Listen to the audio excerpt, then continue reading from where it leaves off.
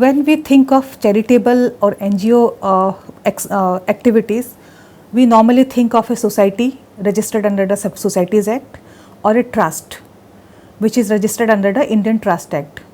However, if you think for a more corporate organization, more corporate structure, then you must go for Section 25 company.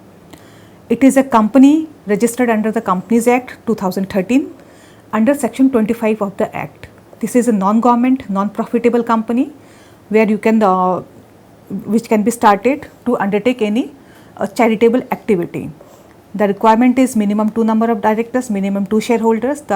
It's a legal entity separate from the owners of the company. Now, why go for company? Section 25 company. Basically, it has all the benefits of a company. At the same time, it has benefit of a charitable organization. The only thing is that the income derived out of the activities of this company cannot be given to the shareholders. The shareholders cannot earn out of the profits or income of this company. Whatever the company earns or it through its transactions, it has to reinvest for the charitable activities. The Section 25 company, as you know, it can be formed only for the charitable purposes. Depending on the registration with the Income Tax Act, it gets tax benefits also. It can be registered under Section 80G and also Section 20A of the Income Tax Act, where you get the donations, exemptions, and also you are eligible to receive the donations. Similarly, it can also be registered under FCRA to get the foreign donation. It can hold its own FCRA account and comply with the FCRA requirement as prescribed by the MHA. Now, what is the benefit of incorporating Section 25 companies? There are certain exemptions given under the Companies Act.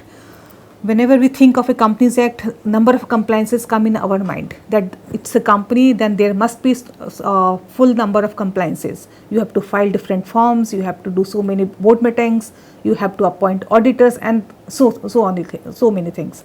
But Section 25 companies are given certain exemptions where compliances are less as compared to the other companies in the Companies Act.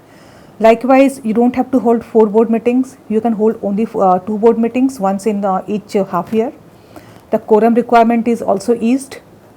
When the paid up share capital is more than 10 CR, you are required to appoint a company secretary, but it's not mandatory that the person should be a pass out of a ICSI.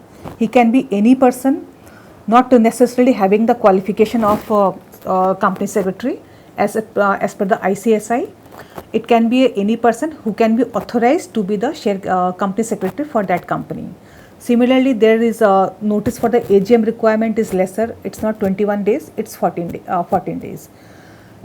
There are certain, these are the certain exemptions which we give. It's a more corporate and organized structure where that entity can do its donations and NGO activities. At the same time, it is eligible to get the loan from the bank, it gets donations, and everything can be done in a more organized way.